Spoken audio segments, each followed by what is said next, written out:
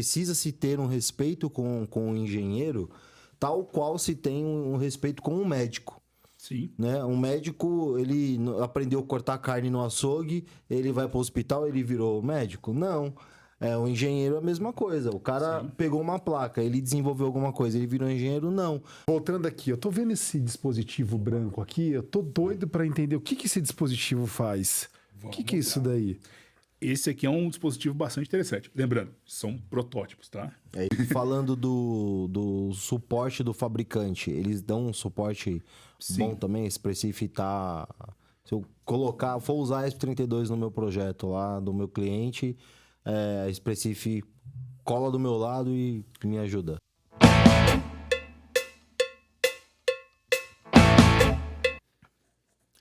Fala pessoal, tudo bom com vocês? Sejam muito bem-vindos a mais um episódio do IoT GoCast. Meu nome é Murilo Silva e junto com meu amigo Guilherme Poloni, a gente traz para vocês aqui nomes de relevância no mercado de internet das coisas. Você já conhece a gente e como eu tinha prometido no episódio anterior, se você não assistiu o episódio anterior, clica aqui, ó, em cima, vai estar o link aqui para você assistir esse primeiro episódio, onde a gente trouxe o Pedro Bertoletti para falar a respeito de LoRa, a respeito de kit de desenvolvimento. A gente falou muita coisa técnica e nesse episódio aqui a gente vai falar de mais coisas técnicas muito mais profundamente ainda com o Pedro Bertoletti.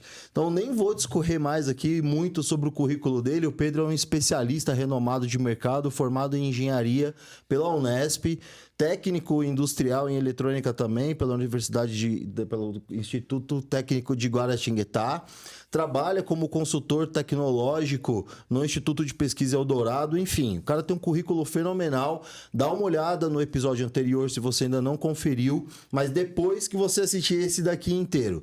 A gente vai falar a respeito no detalhe dos livros que o Pedro escolheu, escreveu, de vários artigos técnicos que ele já participou também. Então fica até o final, já deixa aqui o seu like para a plataforma entender a relevância desse vídeo, para a gente saber que você gostou.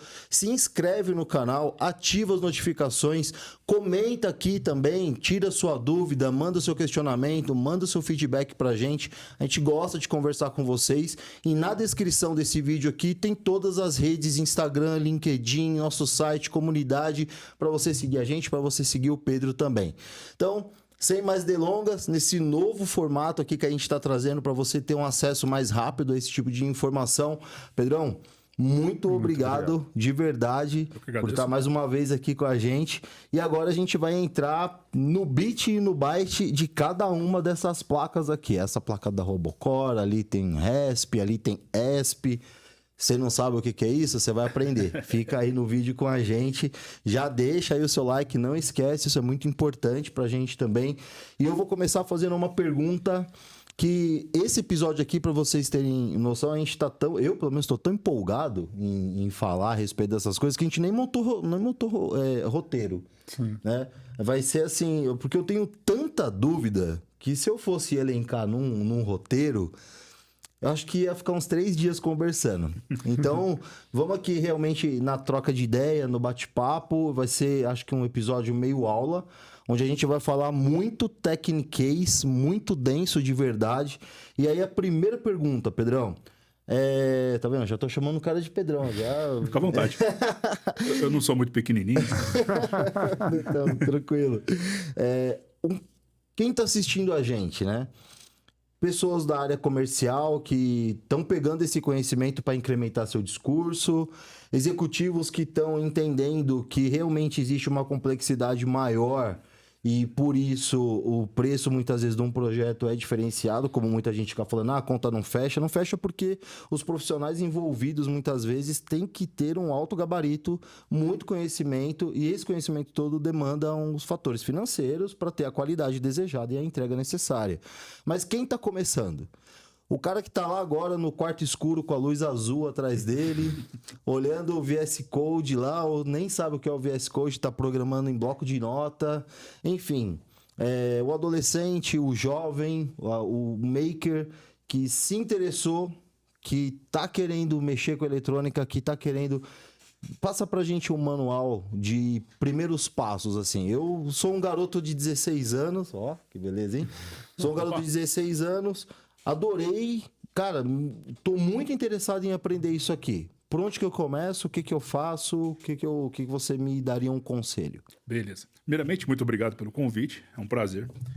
E respondendo sua pergunta, é muito importante ficar na mente, seja do garoto de 16 anos que está começando, seja do executivo ou da pessoa, um diretor, né, uma pessoa de alto grau que quer começar um projeto de grande escala numa empresa, toda essa gama. É importante ter na cabeça o seguinte: protótipo é diferente de produto. Protótipo é para testar conceitos, testar ideias, validar possibilidades, e produto é para rodar de fato no dia a dia e aguentar qualquer coisa. Um protótipo não pode ser aplicado onde o produto é aplicado. A pessoa tem que ter isso em mente. O que isso significa? Se você pegar, por exemplo, uma placa eletrônica e desrespeitar, um caso que é comum, a temperatura de operação dela, ela está projetada para operar até 85 graus.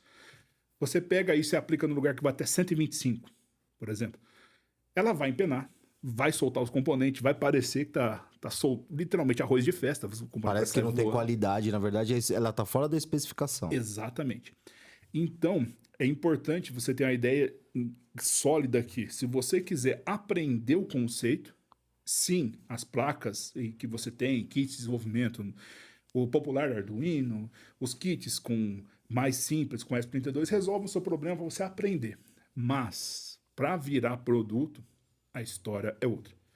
Então, o que é esse pulo aí, né? O pulo é você entender aonde a placa vai ser aplicada, o seu projeto vai ser aplicado, entender o que ele deve responder, ou seja, quais condições de trabalho, qual a velocidade que ela deve operar, quais a confiabilidade do código, se a placa sua vai travar ou não, se tiver vibração mecânica, se tiver interferência eletromagnética. Todas essas questões têm normas para isso. Então, para você chegar numa placa que vira produto, um projeto que realmente foi produtizado, a história é outra, tá? Então, se vocês, né, virem por aí kits de desenvolvimento sendo aplicados diretamente em campo, né? Tá errado. Exato.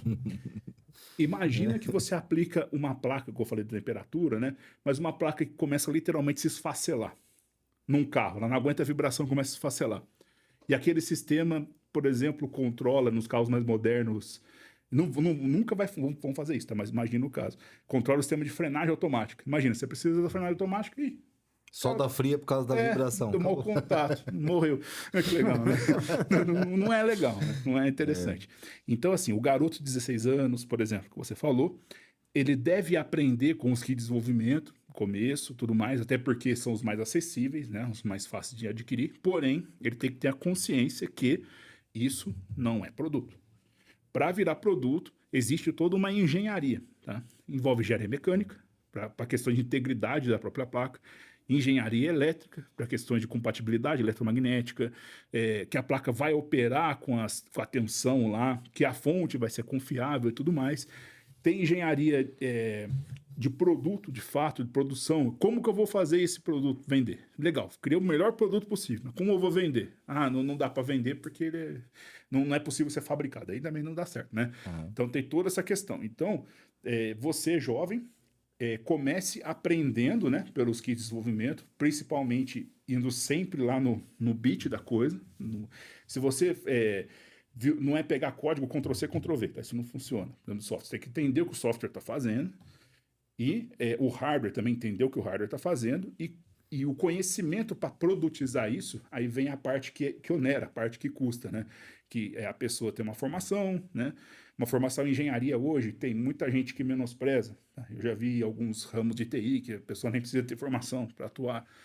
Mas nesse tipo de coisa, a pessoa precisa, para poder saber o que pode ou não ser feito.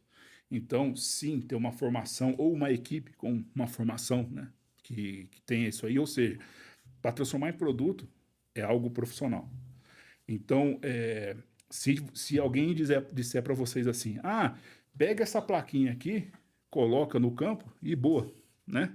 Põe os jumper lá. Assim, põe os jumper lá. O protoboard, né? Assim. Não vai funcionar. A primeira tremida, esse negócio vai voar tudo, entendeu? Então, tenha em mente, protótipo é uma coisa, produto é outra. Você ter essa mesma visão, certo, Murilo?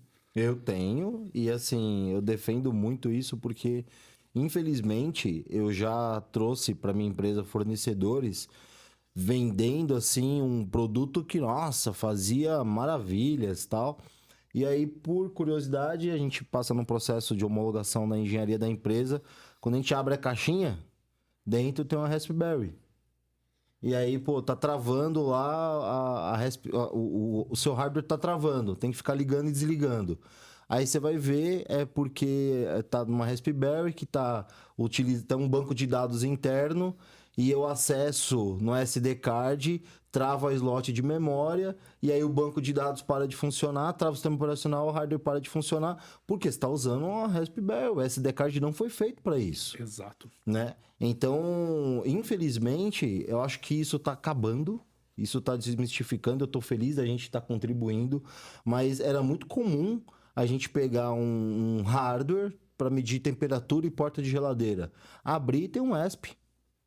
Sabe? Não que é ruim, gente. Não é isso. Eu não estou falando que esses componentes, as placas são ruins. O que eu estou querendo dizer é que elas têm outra utilidade. Ela é utilizada de outra forma, né? Então, ela não possui as homologações necessárias, os testes. Ela não foi feita para ser ela é um produto já. Ela não foi feita para se tornar um outro produto. Ela é um kit de desenvolvimento de produto. Exato. Né? Fazendo uma analogia, vocês às vezes vão em shopping, em alguns lugares grandes, você já viu aquelas pessoas que dão aquelas amostras de perfume no papel, pra você sentir o cheiro? É algo mais ou menos assim. O papel ali é um protótipo, você tá sentindo, tá avaliando o perfume. Você não vai pegar 50 papéis daquele e esfregar na sua camiseta, né?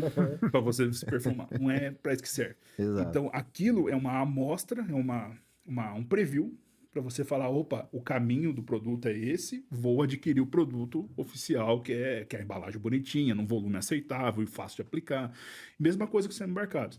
Você usa um kit desse, igual o Bruno falou, não é ruim, mas não é para você aplicar em campo direto com solução final. Sim. Entendeu? Então, a partir daqui, opa, minha ideia funcionou. O que eu preciso, então? Eu sei que esse kit usa um processador tal, memória tal. Mas eu preciso atender a norma X, Y, Z, então eu faço o projeto de acordo que atenda aquilo. Você teve um preview e você vai cheirar no produto. Exato. Aí você vai para um outro setor, que você fala da engenharia muito bem, que é sair daí, isso é um canhão. A gente precisa de uma pistola. Então a gente vai tirar da Raspberry só o que a gente precisa e a gente cria uma placa pronta, uma PCB. Criou-se a PCB, esquema elétrico, diagrama em bloco, a PCB, manda confeccionar essa PCB com um BOM, com um Gerber, né? E com a avaliação, geralmente, com a anuência, vamos dizer assim, de um fabricante como a Quectel, por exemplo, do módulo de conectividade. Ela vai validar a tua placa para isso ir para a Anatel, passar por uma homologação e, se for para fora do país, passar pela CE, pela FCC, que são homologações também. Então, mesmo depois que você aprende a fazer isso bem feito, o caminho, né, que você precisa trilhar para que isso daí performe e dê o resultado que o seu cliente está esperando, ainda é muito longo. Mas, voltando no cerne da minha pergunta, eu queria saber também, assim, o que você pode dar de dica para que a pessoa... Beleza, o cara está começando, ele precisa entender o ambiente do qual o hardware vai estar inserido, ele precisa saber que, beleza, isso aqui, depois que eu testar, eu vou ter que fabricar minha própria placa. Como que ele toma o próximo passo de escolher, eu vou usar o ESP, eu vou usar ST, eu vou usar HT Micron, eu vou usar... O que você pode dizer para esse próximo passo do desenvolvedor? Baseia-se no conhecimento dele de linguagem de programação? Baseia-se só no budget ou ele precisa saber de tudo isso, da disponibilidade de componentes ao redor do mundo, inclusive tem que levar em consideração. Então são vários os fatores, né? Eu queria que você desse uma dica assim para quem está começando também nisso. Claro, claro. Bom, primeiro passo, né, na escolha dos componentes é escolher o componente adequado para o seu uso. Você, antes de escolher preço, antes de escolher disponibilidade e tudo mais, saber se ter um rol, uma gama de componentes que se aplicam ali. Exemplo, existem microcontroladores que operam, por exemplo, de menos 10 a mais 85 graus. Existem outros que operam mais 125, vai até lá. Tem outros que vai indo, aplicações assim astronômicas, né? E tem microcontroladores e processadores e tal que é para uso espacial, por exemplo, que tem que aguentar radiação, aguentar um outro esquemático. Temperatura de criogenia, né? É um negócio absurdo. Às vezes, um microcontrolador que você paga aqui 30 centavos, estou chutando, assim, para ter uma noção, você vai pagar 30 mil vezes mais, sei lá, 10 mil vezes mais para um que seja aplicado em uso espacial. Sim. Em teoria, com as mesmas capacidades técnicas, mas ele tem uma série de coisas dentro ali para suportar aquele ambiente. Então, a primeira coisa, escolher o componente que atenda aquele ambiente. Você vai trabalhar, vai chegar a mais de 85? Não vai. Ah, beleza. Ele vai chegar a menos que menos 10? Não vai. Tudo bem, você sabe um range. O capsulamento que eu vou colocar, ele tem que ser o mais compacto possível, né? Que é aquele, esse nome, QMP ou QNP, que é os pinos todos embaixo, ou BGA com aquelas bolinhas embaixo, para ficar realmente o máximo possível. E tudo isso depende de onde você vai aplicar. Se vai ter footprint para o próximo hardware. Tem essa, tudo mais. Uma vez que você tem o rol dos componentes que são aplicáveis para o seu projeto, ó, esses funcionariam. Agora vamos ver questão, principalmente no cenário pós-pandêmico aí, né? Recém-pós-pandêmico, vamos ver preço e disponibilidade. A marca A tem a 10 centavos, mas vai me demorar 52 semanas para entregar. Aconteceu na pandemia, até mais que isso. Tá acontecendo agora, tá acontecendo com a gente na Fuse isso. Exato. A gente teve que trocar componente da placa para poder atender o prazo do cliente. Eu queria que depois, falando nisso daí, já aconteceu algumas vezes disso, que a pessoa ela acabou de fazer, a gente vai chegar nesse ponto ainda, que ela acabou de fazer o dispositivo, tá prontinho, escolhido, que nem passou por todas as etapas, na hora que ela vai começar a produção, aquele componente não está mais disponível. E aí, como que ela faz? Ela tem que voltar a etapa Volta para a inteira. prancheta, né? Sim. Infelizmente, essa parte aí, né? Eu passei até agora pela disponibilidade e pela questão da viabilidade técnica, né? Sim. Uma vez que você encontrar um empecilho, por exemplo, volta, recomeça. É ruim, mas é o que tem, né? Porque não dá para fazer uma coisa que atende parcialmente, né? Imagina você está com o seu produto, no meio da rua ele para. Parou. Ou um produto que fica na rua, ele parou de funcionar. Isso aí além de constrangedor, causa prejuízo, causa problemas, né? Sim. E uma vez que se acertou a disponibilidade e viu a viabilidade técnica, né, que são os dois primeiros passos, aí você começa a ver a questão de SDKs, né, que quais são os compiladores que tem para aquele, no caso, microcontroladores, né? SDKs, qual que é a linguagem que o SDK aplica? Normalmente tudo é C ou C++ hoje em dia, que é linguagem papel de pão, assim, funciona para qualquer coisa, sabe? Todo mundo consegue programar em C, dá um SDK em C. Aí, uma vez disso, qual que é o ambiente de desenvolvimento, quais são os skills, né, dos profissionais que eu vou pegar. É um microcontrolador, a arquitetura dele, por exemplo, é X, tem que ter um staff de engenheiros X para esse projeto, Y, Z, enfim. Então, parte-se de viabilidade, o que atende é o top-down, né? Da viabilidade até o SDK. Nunca se faz o contrário, por quê? Eu sei programar muito bem C++. O SDK daquele microcontrolador é C++, mas ele não tem no mercado para comprar, ou quando tem é muito caro. Ou pior, não atende, pode falhar. Quebra tudo, entendeu? Você tem que começar top-down. Aí vem uma outra questão. Não ter vergonha de delegar as responsabilidades de um projeto de grande porte, escalável. Se você mexe com software embarcado, você mexe com software embarcado e vai ter uma pessoa, né, parceiro do seu projeto, na sua equipe, que saiba trabalhar com hardware muito bem, por exemplo. E essa pessoa que trabalha com hardware vai ter o apoio do fornecedor dele, o FI, da companhia que ele está comprando os dispositivos para apoiar ele comercialmente. Então, assim, não é vergonhoso, inclusive é recomendado você ter uma equipe multidisciplinar. Então, não tem. Segundo mito que eu quero quebrar, primeiro foi do protótipo, segundo, não existe equipe nessa parte. Não tem aquela equipe de uma pessoa só. Normalmente o cara ele conta com parceiros, tá? A empresa conta com parceiros. Então, se você fala assim, o que você faz? Tudo tudo não faz, né? Você fica igual um pato, né? Que não nada direito, não voa direito, não anda direito, né? Mas nenhum outro animal faz isso, né? Nenhum outro animal nada, voa e anda, né? Você não vai achar um É bom um em tudo, pato, né? né? É um pato. Então, é preferível, né? É recomendável você ter um profissional para cada segmento e cada um cuida cada macaco no seu galho, né? É assim que eu vejo que com os melhores projetos ocorrem. Sempre tem uma equipe multidisciplinar. Então, a pessoa lá de 16 anos, voltando à sua pergunta anterior, ela tem que ter na mente que ela não vai virar um homem de ferro, que ela vai fazer todas as coisas funcionar Na perfeitamente. caverna. Isso não existe, tá? Isso é fantasia. Normalmente tem uma equipe, tá? A pessoa tem que escolher, vamos especializar no software embarcado, vamos especializar no hardware, vamos especializar na viabilidade comercial disso, interface com FI, interface com fábrica, interface com... Entendeu? Tem N segmentos ali para isso funcionar. Então, um produto mesmo conta com equipes, não só com um profissional mágico, tá? Legal. Você me deu um insight aqui, cara. Eu acho que, assim, o primeiro passo que eu consegui entender agora, olha só que maluco, né? Mas que a pessoa precisa quando ela decide, pô, vou trabalhar com a internet das coisas. Adorei essas plaquinhas. Decida se você quer ser um profissional de internet das coisas ou se você quer ser um robista. Né? Porque tem gente que, eu vou lá na Mouser, compro um kit, vou na Robocore, compro um kit, chega na minha casa um Arduino, uma rodinha, um motor, eu monto aquilo e aí eu acho que eu tô fazendo a internet das coisas. E aí no mês que vem você compra outro kit, vem outra caixinha que mede a umidade da sua planta e dá comida pro seu gato. E você começa a montar uma série de coisas e isso é um hobby. Nenhuma dessas coisas vai virar um produto. Quando você delimita e você fala... Cara, eu quero ser um profissional. Primeira coisa, se eu tivesse 16 anos ouvindo você agora, vou fazer engenharia. Sim.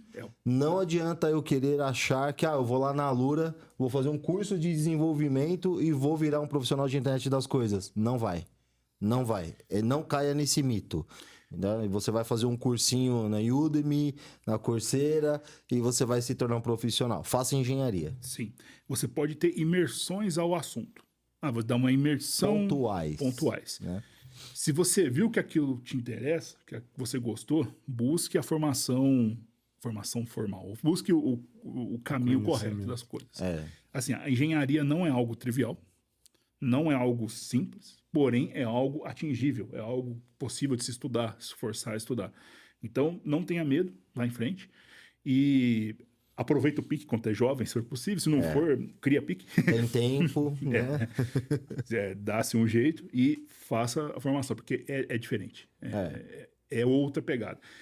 Por exemplo, você falou ali, dar comida para um gato. Parece algo simples, né? Vai ter um pet feeder ali, vai ter um mecanismo, vai jogar uma quantidade de ração. Um servomotor, abre e fecha a borda. Aí pensa o seguinte, aquele componente que você está usando ali, ele tem a química dele, tem algo que é nocivo para o animal. Exato. Aqui é um mecanismo, ele vai gastar com o tempo. Tem um risco daquele mecanismo que possui um elemento químico cair na ração do animal, infectar a comida dele, ou existe o risco daquilo alguma hora sair de controle e pegar fogo, né? Ou ficar dando muita comida para ele, a umidade da ração interferir no funcionamento do componente eletrônico também, enfim. Uma lista enorme aí de requisitos. Esses pontos únicos de falha, né? É o termo que se usa em aeroespacial. Pontos que, se falhar, acaba com o projeto todo. Isso. Então, se infectar ali a comida do seu animal, pode causar um dano, matá-lo. Ou pegar fogo, ou o projeto se desfacelar com o tempo. Esses tópicos todos, você só vai conseguir cobrir com excelência tendo uma equipe, né, de engenharia que vai avaliar cada ponto. É por isso que a NASA, por exemplo, possui engenheiros muito capacitados. Não possui uma equipe de robistas, entendeu? Ela possui uma equipe de engenheiros. Porque aquilo é crítico. É uma coisa que foi muito bom isso que você falou sobre a engenharia, porque eu tô vendo ultimamente muitas piadas de engenheiro, ele virou motorista de aplicativo, né? O engenheiro... Quem mais tem é engenheiro que é motorista de aplicativo. Isso não é verdade, isso é uma piada de extremo mau gosto com a categoria. Se hoje a gente está dentro de um prédio falando, e esse prédio está de pé, foi um engenheiro. Se você está me assistindo agora, pode ter certeza que de ponta a ponta, quem fez isso tudo acontecer, esse microfone, essa mesa, essa câmera, essa internet que está até você, foi um engenheiro, né? E ele não se formou lendo um livro. Então, precisa-se ter um respeito com o engenheiro, tal qual se tem um respeito com um médico. Sim. Né? Um médico, ele aprendeu a cortar carne no açougue, ele vai para o hospital, ele virou médico? Não. O engenheiro é a mesma coisa. O cara pegou uma placa, ele desenvolveu alguma coisa, ele virou engenheiro? Não. O engenheiro leva muito tempo, são muitas integrais desenrolando Fourier na vida, né? E tem um sentido, não é só para tirar nota, tem Não um exatamente. sentido. E existe, assim, um compromisso no final que você assume com o CREA. Se esse prédio cair, o engenheiro vai preso. Sim. Se um carro pega fogo e o freio não funciona por falha de projeto, ele vai preso. Existe uma responsabilidade. Então, eu queria deixar isso bem claro, que o engenheiro precisa ser mais respeitado. E parar de se criar esses subníveis dentro do mercado de engenharia, analista de engenharia. Não existe Técnico de engenharia. Não, cara, engenheiro é engenheiro. E ele tem uma especificidade, skills específicos dentro da área dele. Tem um engenheiro de radiofrequência, um engenheiro de segurança, um engenheiro de hardware, um engenheiro de software. Se não era... Tudo engenharia era uma coisa só, e não é. Então, trazendo esse paralelo mais uma vez aí da medicina, né? É importante. E você que quer trabalhar com a internet das coisas, já entendeu que você tem que fazer engenharia. Mas até lá, você pode se instruir com livros iguais a esses livros aqui que a gente vai falar daqui a pouco. É material técnico de altíssima qualidade, que vai te dar um embasamento e vai provar a sua paixão por isso que você está fazendo. É onde eu acabei de falar, você vai descobrir se você é um robista, se você é um maker ou se você é um profissional que vai querer desenvolver um produto. E é uma coisa que eu falo, eu dou uma palestra de Trust by Design, que Trust by Design quem me treinou e me ensinou foi o professor João Pérez, lá no Mackenzie. Ele me ensinou o que é o Trust by Design? Quando a gente vai desenhar alguma coisa confiável, a gente vai falar de produto, eu não estou pensando na segurança somente cibernética, do algoritmo. Eu estou pensando na segurança física. Isso envolve criação de produto. O que é a segurança física? Aquele que você acabou de falar e foi muito feliz. O componente que você está usando, químico, se uma criança pôr na boca, porque uma criança pode pôr device na boca, você não sabe, né? Exato. E se um idoso pisar e tomar um choque. Outra parte da segurança que é importante no desenvolvimento de produto, o manual. Tem que estar claro o suficiente com informações concisas e objetivas a respeito do funcionamento daquilo de forma didática, direta, sistemática.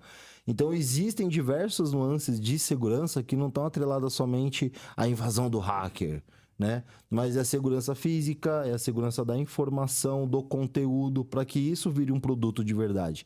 É uma outra coisa que se perde muito, e eu vejo que muita gente quer criar um produto, quer sair do protótipo, quer virar o produto, e acha que o produto é só pôr na caixinha, né? E não é. Existe as certificações, o nome que tem que estar por fora, tem que ter a BNT, né? Tem uma série de detalhezinhos que não é para assustar, é só para valorizar de verdade assim que isso tudo é trabalho de engenheiro.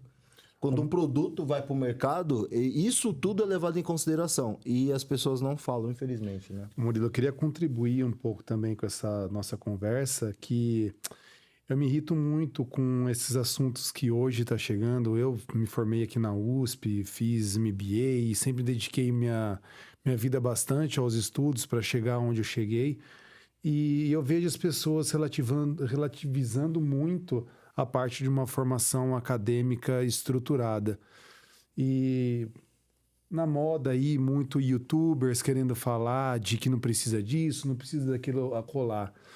E eu sempre faço uma referência quando as pessoas chegam para mim para conversar e falar desse assunto, falar assim, cara, pergunta se esse youtuber, quando ele vai se consultar com um médico, se ele vai no médico que não se formou. Exato. Ele entra numa casa que não foi um engenheiro, ele usa um carro que não foi um engenheiro, qualquer outra atividade, ele vai se tratar da cabeça dele com uma pessoa que não se formou em uma psicologia, qualquer coisa, ele quando ele estava aprendendo lá no colégio até a 8ª série, ou até o primeiro colegial, já que ele não quis fazer faculdade, até o terceiro colegial, o que foi, ele não estudou com professor, ele estudava com que baseado em alguma matéria que não tem. Então, a pessoa ela se vende muito que não precisa daquilo, descartando outras profissões. O animalzinho dele está com problema, ele vai levar onde? Num veterinário que se formou para aquilo ali. Então, seja a profissão que você queira fazer, essa história aí que você não precisa se formar, que tudo você consegue ganhar dinheiro sem ter nada. Tem um viés aí. Mas pode concluir. Então, assim, eu ainda acho que se uma pessoa, ela sem se formar, ela consegue atingir um determinado grau de instrução, ela se formando, talvez ela seria muito melhor ainda do que ela é sem ter feito aquela formação.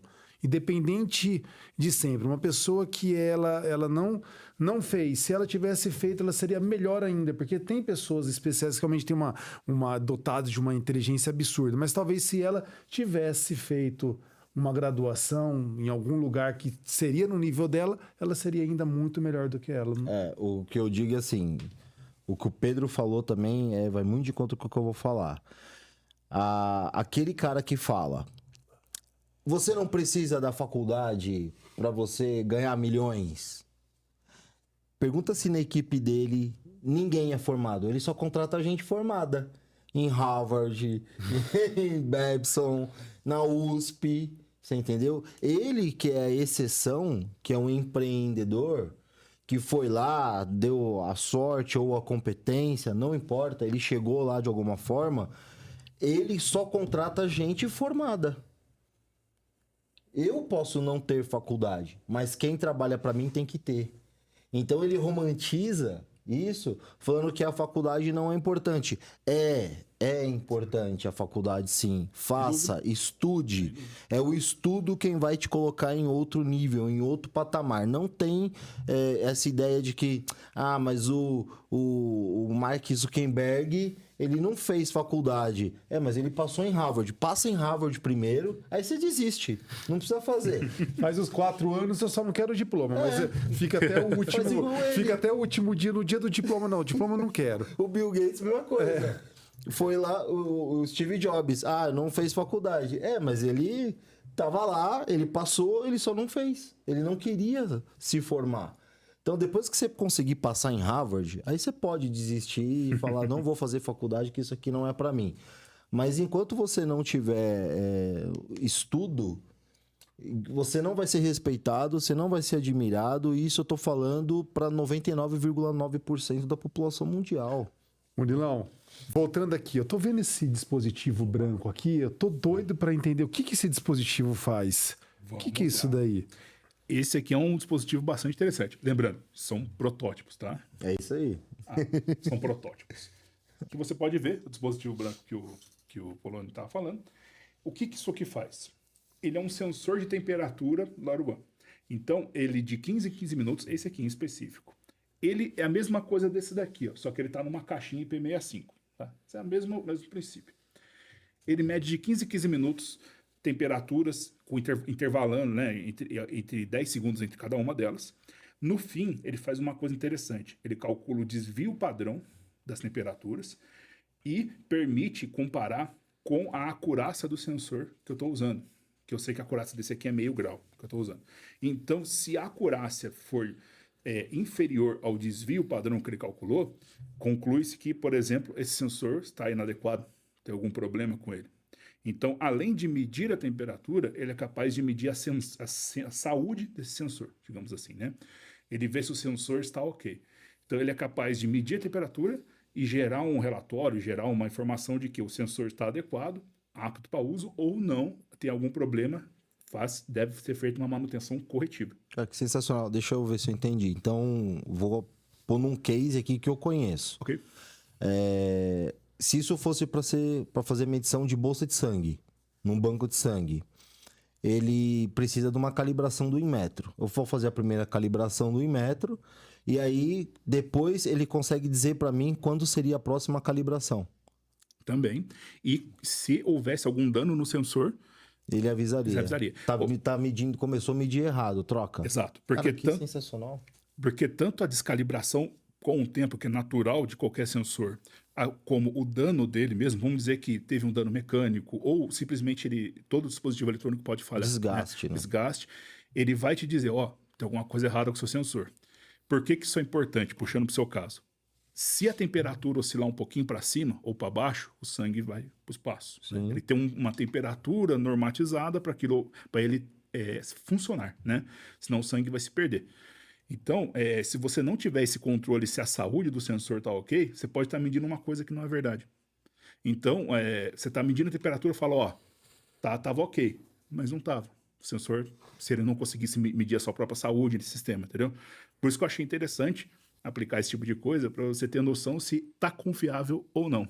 Quer dizer, ele não vai acusar, tá medindo errado, mas não é a geladeira que tá com problema, é o sensor. Sim, porque as medidas dele tiveram um desvio, uma dispersão maior do que o permitido. Isso só acontece quando o sensor está danificado ou, no caso, uma descalibração, algo do tipo. Ele usa machine learning para fazer isso ou não? Não, eu uso simplesmente estatística. É pura e simples. Eu calculo a variância amostral.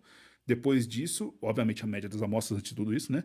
E depois eu calculo o desvio padrão desse rol de amostras que eu faço a cada 15 minutos. Então, a cada 15 minutos, a cada sequência de envios, embora no LoRaWAN ele mande lá só a temperatura e o desvio padrão, eu estou tendo um monte de trabalho ali vendo se o sensor está ok ou não. Então, na hora que vai o dado via LoRaWAN, essa caixinha ela manda por LoRaWAN, né? Uhum. Ele não manda simplesmente a temperatura, ele manda se o sensor está ok também. Então, isso para vacinas, para remédios, para alimentos, isso é essencial. Fantástico. Porque se você não confiar no seu sensor, ele é seu olho, seu ouvido no campo. Se ele tiver falho, a qualidade toda vai para o espaço. E esse mesmo algoritmo poderia usar uma sonda para medir pH, para medir qualquer outra coisa. Exato. O sensor, né, oferecendo essa documentação, né, com a coraça dele, você pode fazer isso. Existem sensores, aí vem o lado negro, né, da tecnologia. Tem alguns sensores, principalmente os chineses, muito mais baratos, que não fornecem nada, né? Ele simplesmente liga aqui, liga lá, mal está traduzido para inglês a documentação e você não sabe se aquilo, qual é a acurácia. Qual que é o desvio padrão tolerado, dependendo da situação? Qual que é a tolerância que esse sensor ele pode dar um grau para cima, um grau para baixo? Ele tem que fornecer alguma coisa para falar a própria qualidade do sensor. Senão você não tem como saber se ele está ok. O único jeito de você saber se o sensor está ok sem esse tipo de dado, sem esse tipo de raciocínio, é você ter um outro do lado. Mas aí você tem o sensor para avaliar o sensor. Começa a ficar um negócio meio... Uhum. Não pode prático. Dar pau nos dois. Exato. Inclusive. Não fica prático e tem essa questão que você falou. Tem a possibilidade dos dois falharem. Então, esse projeto ele faz justamente isso. É a mesma versão desse aqui, porém, ele está aqui numa caixa IP65. E esse cara é um sistema embarcado. Ambos são sistemas embarcados. É isso aí. E o que está rodando dentro dele? Linux? Nesse momento está o FreeRTOS. Tô falando fora do microfone, desculpa. De boa, de boa. Em ambos aqui eu estou usando um ESP32 como microcontrolador, e o ESP32, o framework nativo dele, né, comprovado, testado, tudo mais, ele usa o FreeRTOS como sistema operacional de tempo real. Então ele não tem um sistema operacional de uso geral, que é o Linux, por exemplo, embarcado. Ele usa o FreeRTOS, é um sistema operacional de tempo real, e aqui eu divido o sistema em tarefas, em cada tarefa faz a sua funcionalidade. Então eu tenho uma tarefa para medir os dados do sensor. Na hora que eu vou enviar, eu tenho uma tarefa para envio que ela chama funções ou módulos que calculam esse desvio padrão, e essas informações estão salvas em lugares seguros e lugares íntegros, né? Usando os recursos do sistema operacional, então não tem perigo de corromper. Então, eu tô usando aqui um sistema, né, confiável. Estou fazendo uso de um sistema operacional embarcado confiável. E o LoRaWAN que eu estou usando aqui é um transceiver LoRaWAN, né? Esse aqui, por exemplo, é essa plaquinha verde aqui em cima, né? Ele é um dispositivo capaz de receber um comando, no caso AT, que é uma interface padrão de mercado, e ele tem o rádio LoRa aqui dentro e o protocolo LoRaWAN aqui dentro também. Então ele pega esse comando e fala, eu quero enviar tal mensagem. Ele pega, encapsula isso e envia para mim. E tem um fabricante, né, que faz esses transceivers. Existem fabricantes, inclusive, alguns nacionais. A Quadrar é uma delas. Pronto. Exato. A Quadrar é uma delas. Esse aqui é um Smart Modular, no caso. É o módulo deles LoRaWAN. E eu não tenho aqui, mas eu trabalho também, né, quando costumo fazer LoRaWAN, com os da RadioEngine. São bastante interessantes também. Então, quando eu uso um, quando eu uso outro. Cada um deles tem a característica dele. Por exemplo, eu quero um módulo que já tem uma antena com SMA. O RadioEngine se aplica bastante, que ele já vem por padrão. Ou você pode soldar, né? O Smart Modular, no caso aqui, eu escolhi esse protótipo porque eu tô com uma anteninha mola, que pega legal. Não precisa ser aquela antena gigantesca, é um negócio menor. Então, tudo depende de onde você vai aplicar. No caso, esse tipo de sensor, ele vai estar numa área urbana, concorda? Uma área urbana, numa área onde eu tenho a cobertura LoRaWAN para funcionar. Então, ele pressupõe-se, né, que o lugar de aplicação dele esteja coberto por LoRaWAN. Então, eu estou trabalhando com uma antena baseado que a cobertura é interessante, é mínima nele, né? Caso, nos testes, essa é uma outra fase dos projetos, os testes, para ver se realmente tudo se encaixa, provarem que eu tenho muita perda de pacote ou coisa do tipo, eu posso pôr uma antena com um ganho maior, eu posso usar um amplificador, posso fazer N coisas ali para se enquadrar, entendeu? Dentro das normas, né, de transmissão, da Anatel e tudo mais, mas que me garantem maior alcance.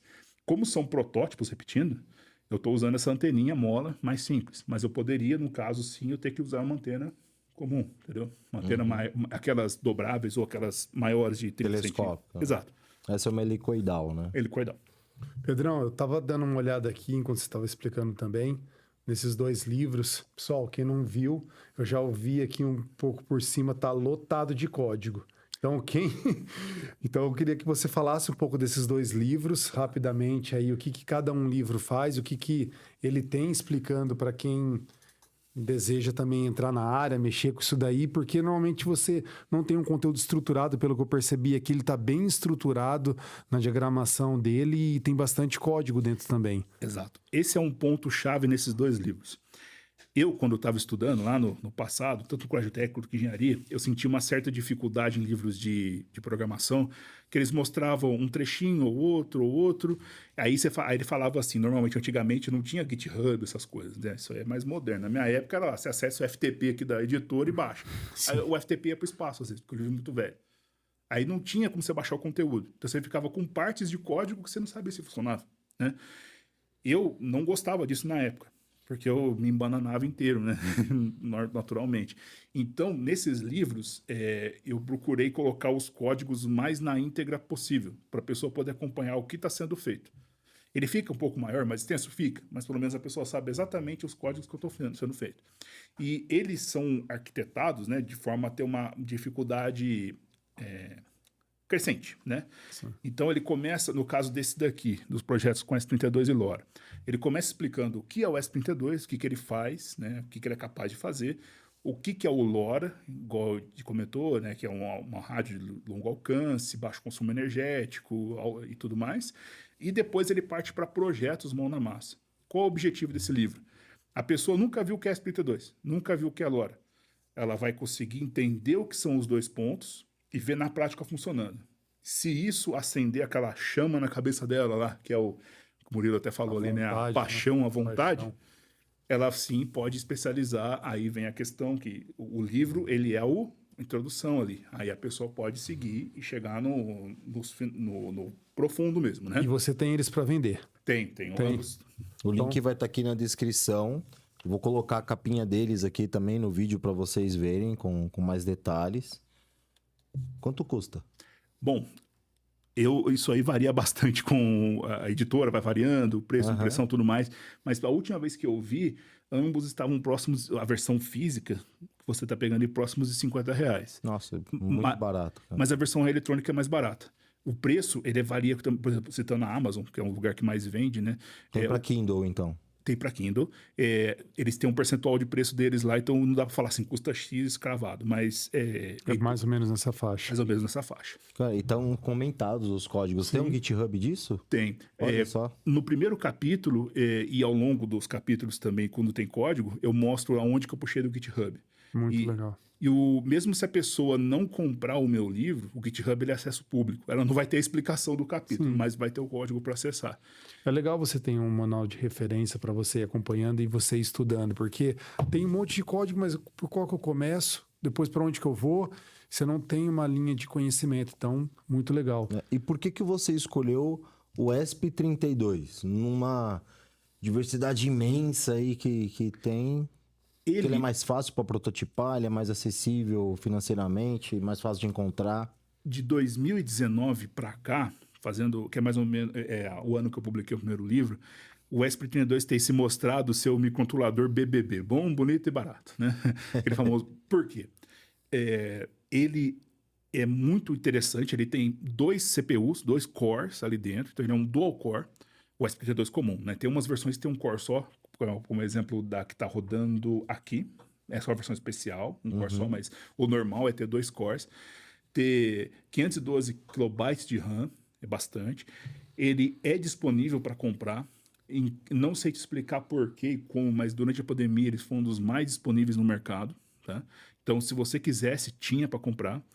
Ele está sendo usado em uma pancada de projeto. Eu já vi ele sendo usado de projeto desde sensores até CLPs que controlam energia, água, coisas gigantescas. E ele funciona muito bem. E, além de tudo isso, ele é acessível. Se não me falha a memória, com menos de $5 você consegue comprar um desse. E detalhe que ele vem o processador, memória, tudo, conectividade Bluetooth, na maioria dos modelos, e o Wi-Fi. Em alguns casos, não tem o Bluetooth, no S2, se não me falha a memória, ele não tem o Bluetooth, mas são versões porque ficam mais baratas, né, customizar.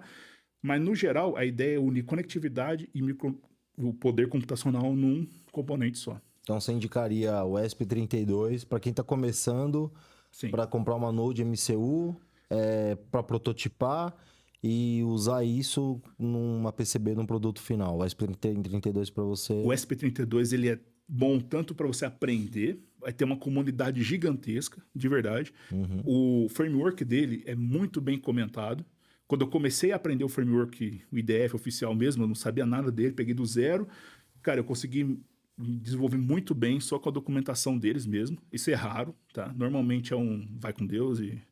Isso aí ele tem mais I/Os que uma Raspberry, né? Em questão de entradas digitais, analógicas, né? E ele, por usar um sistema operacional de tempo real, ele tem uma resposta muito rápida, né? Uma Raspberry, por exemplo, um Linux embarcado, no geral, existem versões de kernel com real-time que melhoram essa questão, mas normalmente ele não te garante ali a precisão ali em 1 milissegundo. Tem que processar o kernel para processar a informação. Tem um slope ali. Esse cara não. Ele é cravado. Ele tem o sistema operacional em tempo real, né? Você usando ele como se deve, ele é cravado. Então, ele serve para controlar motores, para fazer controles complexos, controles que dependem de amostras que têm uma taxa de amostragem muito rígida, né? Com processos. Esse é o cara para isso. E ele conta ainda com a conectividade. O pulo do gato nele é o seguinte: por ele ter 2 processadores, um processador pode cuidar de algumas coisas e outro de outra. E o sistema operacional faz load balance. Então, é comum no ESP32, no primeiro processador, que é chamado de protocolo CPU, Pro CPU, no IDF, ele está com todas as rotinas de conectividade, Wi-Fi, Bluetooth, coisas que fazem funcionar conectividade. E na CPU de aplicação, que é o app CPU, você põe as suas coisas, normalmente. Você pode pôr qualquer uma delas, mas é habitual fazer isso. Porque ele fica com uma CPU só para cuidar da conectividade, dos protocolos, e outra só para cuidar da sua aplicação. Então você ganha em eficiência e eficácia. Eu não preciso estopar o algoritmo para fazer outra função e voltar, né? Não. E o FreeRTOS dele, obviamente, é modificado para ele, né? Mas o código é livre, tá? No SPDF dele lá, no GitHub. E ele faz o load balance. Então, se você não especificar que você quer rodar naquela CPU, ele consegue jogar para outra. Ele adequa conforme a carga do CPU. Mas é adequado você, né, dividir e tudo mais, para não ficar vendo troca de contextos muito longas. Ou seja, ele é um bom, bonito e barato. Ele resolve todos os problemas de forma interessante. E, seguindo as recomendações do fabricante, aí vem o lado de engenharia, de onde colocar na placa, espaçamento mínimo, tensão, capacitores. A documentação é muito rica, né? Exato. Você consegue usar ele num produto real de forma muito confiável. Se colocar de qualquer jeito na placa... Daí não. Eu já vi muito. Falando do suporte do fabricante, eles dão um suporte bom também? Especificar... Se eu for usar a ESP32 no meu projeto lá, do meu cliente, a Specif cola do meu lado e me ajuda. Obviamente, como qualquer fabricante, quanto mais você compra, mais atenção você vai ter. Porém, No GitHub deles, eles permitem você abrir as issues, caso você tiver dúvidas. Eu já abri algumas, inclusive, em alguns casos específicos, com Wi-Fi, com Bluetooth. Eles respondem e dão atenção. E eu também conheço alguns FAIs, tanto fora do Brasil, quanto alguns que trabalham aqui no Brasil, e eles também dão atenção. Obviamente, se tem um cliente muito grande, como qualquer empresa, né, tem as suas prioridades, mas eles não deixam de atender. Eu já vi empresas que deixaram, e deixam o cara na deriva, eles não. Isso é legal. Eu nunca vi um caso assim de um fabricante de hardware realmente deixar na mão, né? Não, eu não... Eu vi algumas vezes, não é legal. Imagina. Inclusive, numa das empresas que eu trabalhei, teve um caso bem embaçado nisso. Você comprou um lote lá de microchip e aí chega, você tá com dúvida, quer suporte e o cara não te responde, não te atende, né? Nesse caso em específico que eu te falei, não vou falar o nome da empresa, nem onde eu trabalhava, nem o do chip, mas a gente gastou, acho que 19 ou 20 chips, porque a cada vez que programava ele para fazer um chip de segurança, ele era um OTP, ele programava On Time Programmable, eu não lembro como é assim a tradução, mas ele programava uma vez só. Ele gravava as chaves dele e usava. E o FAI que apoiava a gente, ele sumiu. Ele desapareceu. Porque a gente estava testando aquele chip, não tinha um lote grande, então não era a prioridade dele. Então aconteceu de a gente usar 20 chips. O programa de um jeito não deu certo, tenta de outro não deu certo, tenta de outro não deu certo. Só até para descobrir. Então realmente ele largou a gente na mão. Foi bem desagradável. Isso foi o caso mais tenso que eu já passei, entendeu? Triste. Legal, Acho que mais triste ainda é saber que, cara, eu não vou me acostumar, Polônia. Eu quero episódios mais tempo. Cara, é incrível, né? Mas a gente já tá falando há quase 1 hora aqui. Mas é que, como sempre, a gente ficaria falando 2 dias, né? Mas acho que a gente conseguiu dar uma visão pro pessoal de como começar, da complexidade que é, do quão valioso é o estudo aprofundado, né? Um último comentário, desculpa o tempo. Quando usar Linux embarcado e quando usar FreeRTOS? Uma coisa que me perguntam bastante também. Quando você precisa de uma resposta muito cravada, tempos rígidos e controlar coisas muito... Que um tempo afetaria demais, vamos dizer, um motor, alguma coisa assim, que um pouquinho de slope de tempo... Preciso, né? Exato. Você vai para um FreeRTOS ou um RTOS da vida, ou o Bare Metal em alguns casos extremos, tá? Que aí você não tem som operacional, é direta, na veia mesmo. Quando você quer contar com frameworks de mercado, fazer cross-compilação entre software que roda num PC, por exemplo, passar por uma placa para rodar em campo, coisas mais alto nível e que exigem processamento de vídeo, processamento pesado de rede, touchscreen e assim vai, né? Aqueles sistemas super robustos, aí sim caminha-se para um Linux embarcado. Tá? Porque aí você tem todo o suporte de drivers e tudo mais que o Linux tem. Então, saber essa diferença é não matar uma formiga com canhão ou não, entendeu? Então, para medir a temperatura, fazer esse negócio que eu fiz aqui, do desvio padrão e tudo mais, um FreeRTOS resolve, um Bare Metal muitas vezes resolve. Aqui, se eu tivesse que lidar com painel touchscreen, se eu quisesse lidar com protocolos de rede muito complexos e tudo mais, o Linux se encaixa legal, entendeu? Sensacional. Que aula. Que aula. Pedro, infelizmente... Tranquilo. Eu não acredito. Chegamos no final de mais um episódio do IoT Cast. Brigadão, mais uma vez. Eu vou pedir mais uma vez para você deixar o seu recado final pro pessoal, pra gente fazer o fechamento desse episódio, que eu acho que foi um dos episódios técnicos mais densos, pesados e rápidos, né? Sim. Que a gente já levou. Brigadão, mais uma vez, pela tua presença, tua disponibilidade e por poder fazer essa transferência de conhecimento pra gente aqui e pro nosso público também. Aí você pode se despedir e dar aquela mensagem pro seu neto. Né? Beleza. Bom, obrigado pela oportunidade. Foi denso, porém eu acredito que as informações sejam válidas. Né? São informações que eu peguei com estudo, com minha vivência, com minha experiência. E reforçando o que a gente falou no começo, né? Busque, se você é uma pessoa que quer se especializar, se quer fazer isso mesmo, né? Eu gostei, deu aquela faísca na minha cabeça. Apaixonou. Depois que o bichinho do microcontrolador lá dá uma picada no braço, nunca mais volta. Algumas pessoas é assim, comigo foi. Pesquise, vá a fundo, tenha uma formação. Hoje, a oferta de informação de qualidade é muito grande, né? Temos universidades, temos pós-graduação, tem onde buscar informação no Brasil. Tá? Então, não precisa ir para fora para conseguir esse tipo de coisa. Há uns anos atrás, isso não era assim. Hoje, é assim. Então, busque informação. busque, preze pela qualidade. E se você vai fazer um produto, né, que, como vou dizer, você é crítico, tem uma criticidade, pense sempre que você, seu filho, seus parentes estão usando. O que você faria para garantir a segurança? O que você faria de correto?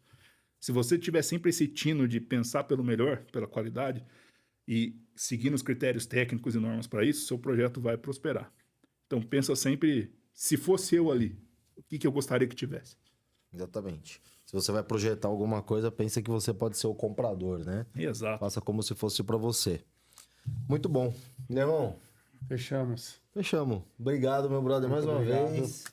Valeu, de verdade. Valeu, Pedro, muito obrigado. Eu que agradeço. Pedrão. Obrigado você que ficou com a gente aqui até o final de mais esse episódio extremamente técnico, para você ter o gostinho aí, você que não é uma pessoa técnica, agora você teve o gostinho do quão complexo é a gente colocar um produto, a gente desenvolver um sistema de IoT partindo do hardware, partindo do software. E o quão importante é as formações nesse caminho, nessa empreitada, a especialização e das responsabilidades incutidas em cima desse profissional. E não pode ter um device para pôr fogo na sua casa. Ele tem que ser responsável por isso, né? Essa é uma das nuances. Então, mais uma vez, muito obrigado por você estar aqui com a gente até agora. Deixa o seu like, não esquece de deixar o seu joinha aqui. Você já sabe o quão importante é pra gente saber se você está gostando desse vídeo ou não.